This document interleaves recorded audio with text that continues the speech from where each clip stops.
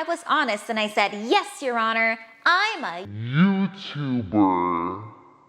They got me. Jury duty is such an interesting process. I don't know if I had a usual experience. I don't think I did because the trial was extremely short and we only did half days. I probably got the best case scenario. I don't know about you, but I do recommend it. You got something for the jury. I wonder what's the case?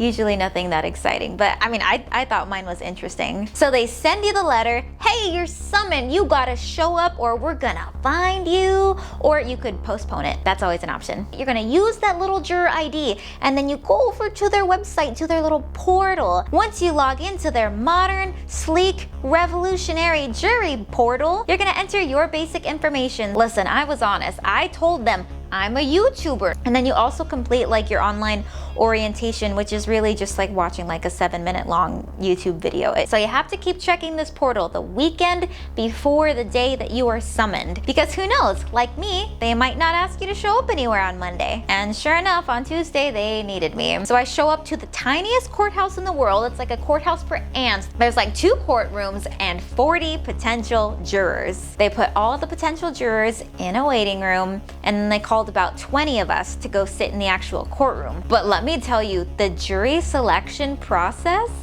is wild. It felt like the premise of a dating show that I would totally watch. Move over, Love Island UK season 7. I'm gonna watch a Jury of Love.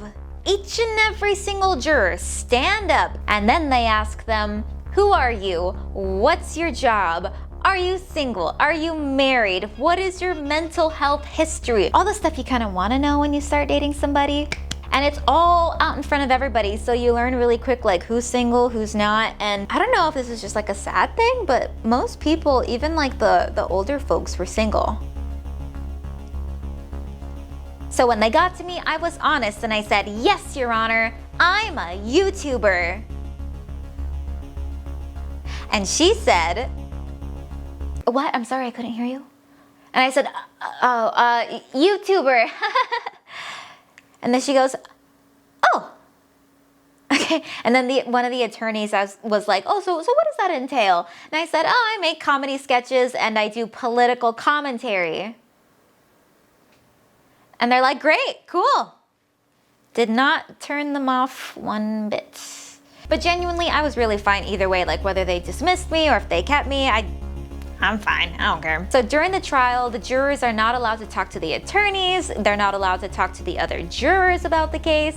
They're not allowed to talk to anybody outside of the courtroom, online, offline. You cannot talk about the case until the trial is over. But now the trial is over, so here I am, putting it on YouTube. Clickety click, click, click, click.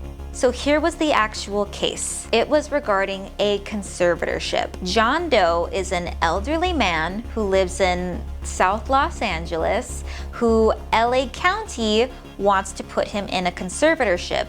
John Doe does not want to be in the conservatorship, and in the LA area, you have the right to try to refuse it by going to court. So what does this mean?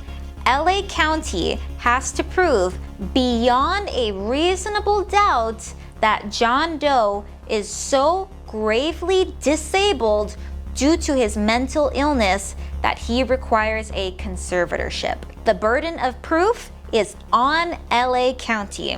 And so the county only called up one witness, and that was John Doe's psychiatrist that he had been seeing for the last 6 months or so, about 2 to 3 times a week for about 5 to 10 minutes. The psychiatrist had diagnosed John Doe and he said that he needs to take his medication, which John Doe does not always take his medication. The psychiatrist's testimony was only about 20 minutes. He actually said that he's usually a model patient. He did not go into what negative episodes may be like for John Doe when he doesn't take his medication. He's a psychiatrist. You know, they're usually very straightforward. They don't talk about like your life that much or how you're feeling or they don't do like talk therapy at all. No. They only deal with like the medication side. They deal with like diagnosing and they deal with like medicating and finding the best medication. And then when the psychiatrist went on to say like, oh yeah, sometimes he doesn't take his medicine, I wish The jurors were able to ask more questions, but we couldn't because he did not go into why John Doe wasn't taking his antipsychotic medication sometimes. Was he experiencing negative side effects? Was the dosage not working for him? Did he throw it up? Did it have like negative interactions with any other medications? Like you just said, oh yeah, sometimes he doesn't take it. And anyway, that was about it. 20 minutes of testimony and that was it. They rested their side. And then John Doe, you know, he doesn't want to be in a conservatorship. He cares about his freedom, he cares about his dignity, so he took to the stand so he could talk to us. His attorney asked him point blank, "Do you believe you have a mental illness?" John Doe said no. Which on one hand, I can kind of understand, like not everybody who has a mental illness or who is even aware if they have a mental illness, not everybody wants to admit it. That was his answer. The biggest concern that both parties had was his shelter. And again, like the county's witness wasn't the best witness that they could have had because not only did he not spend that much time with him, he even kind of like negated himself when he recommended the conservatorship because he was just like, oh yeah, John Doe has an income. He can feed himself. He can clothe himself. So just the doctor's testimony wasn't the best, but that was it. They rested. I will say though, once John Doe was on the stand, he did answer the questions, but he continued to go off into tangents, which on another hand, I do kind of see why, like, not everybody listens to elderly people. He probably had a lot of thoughts and now is his chance to finally, you know, be heard. So he went off on little tangents about how his wife left him 15 years ago and she took all of his IDs, but he's gotten IDs back since then, and how a previous doctor scammed him when he was looking into housing for elderly people and whatnot. And whether these are like delusions or like real things that like happened as he said, I don't know, but he did break off into a tangent. Then it was time for deliberations. The jury went into the deliberation room and all 12 of us had to decide whether John Doe was so gravely disabled beyond a reasonable doubt that he required a conservatorship, or only 9 of us had to disagree and not find him gravely disabled. That's all it would take for him to avoid the conservatorship. Deliberations got spicy. The one thing that we all did agree upon was that there was not enough evidence. And to put this man in a conservatorship to take away his freedom, the burden of proof to prove that he is so gravely disabled beyond a reasonable doubt was on the county, which we all agreed they did not bring enough proof. The trial was too short. It wasn't enough. But on the other hand, a lot of the jurors were thinking, what happens if he doesn't go into the conservatorship? What if he ends up homeless? And his housing situation was a concern that everybody shared. I don't want to see him end up on the streets. But part of the instructions for the jury is to not speculate on the potential deterioration of John Doe. We were instructed to not look at it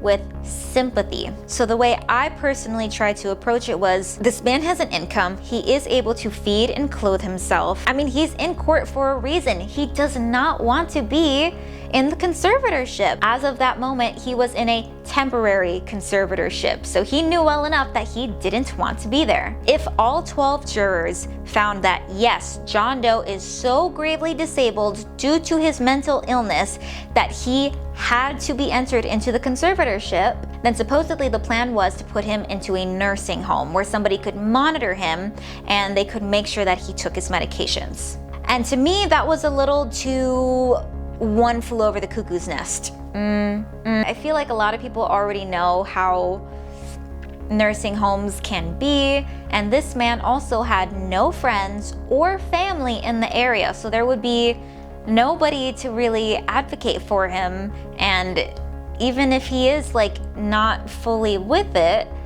I don't know. I couldn't do it. I couldn't do it. So I continued to vote throughout the entire jury deliberation process, not gravely disabled. The county did not provide enough proof.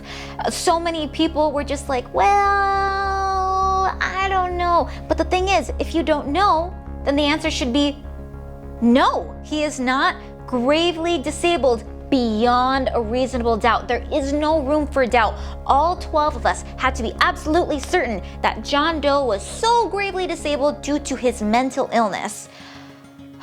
And some people chose to vote and say that he was gravely disabled solely for the fact that they were concerned about his housing situation, which I understood. I mean, when he was on the stand and he was asked, like, what would your housing situation be if you don't go to the conservatorship, he held up a newspaper and he pointed to a section in the paper that showed a religious organization that helps people in like the South Los Angeles area. And he also referred to a pastor that has been helping him lately. So it seemed like he had an idea of what he wanted to do, but again, he's elderly. Yeah, maybe he needs some help.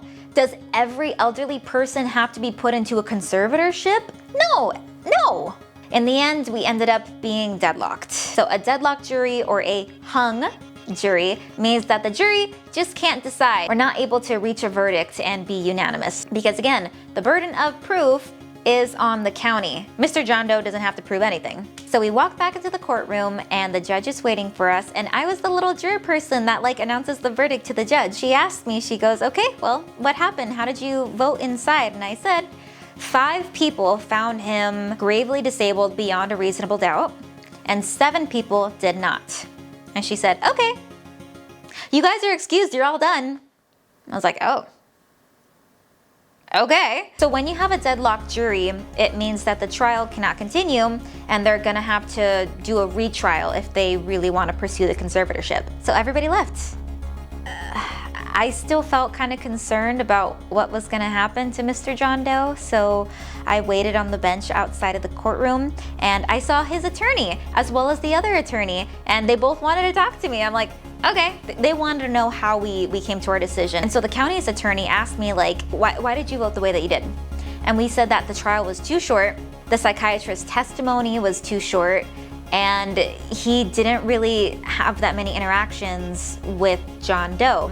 It probably would have been more helpful to have somebody on his day-to-day team, like a nurse or somebody. If anything, she seemed kind of like offended, like, what? The doctor, an expert witness wasn't enough?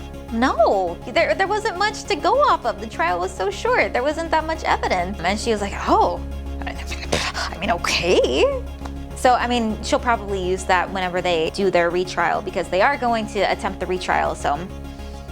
And then I talked to John Doe's attorney. She also asked me how we came to that conclusion.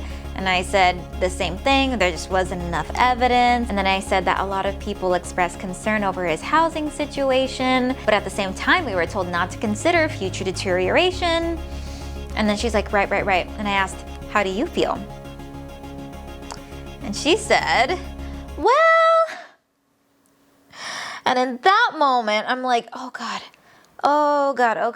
did we make a mistake? If his own attorney is like, well, I've known him for over a year. I'm here to fight for him. He wants his freedom, and I'm gonna fight for him, which she did. She was very passionate, but she also expressed the same concern about housing. So she's going to also represent him when they retry the case. She said that she wanted to put it on us, the jury. So I don't know what to do with that. They're gonna retry it anyway, so what do you guys think? I basically gave you all the information that we had to work with. If you were on the jury, what would you have done? I'm still comfortable with my vote because again, I do think that John Doe needs help. He needs assistance. He needs somebody to advocate for him, like maybe like a social worker.